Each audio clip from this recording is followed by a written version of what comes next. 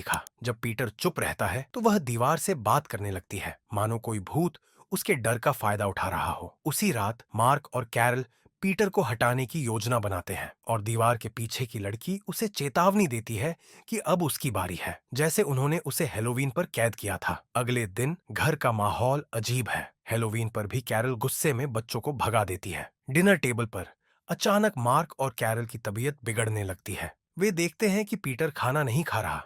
Mark गुस्से से पूछता है कि उसने खाने में क्या मिलाया, तो पीटर सिर्फ एक बात कहता है, तुमने मेरी बहन को चोट पहुंचाई है। मार्क को जैसे ही सच्चाई का पता चलता है, वह घबराकर फोन मिलाने की कोशिश करता है, लेकिन पीटर पहले ही वायर काट चुका होता है। बेबस मार्क पीटर के सामने ही दम तोड़ देता है। आखिरी वक्त में कैरल बस यही कहती है, बाहर मत निकलना वरना सब खत्म हो जाएगा।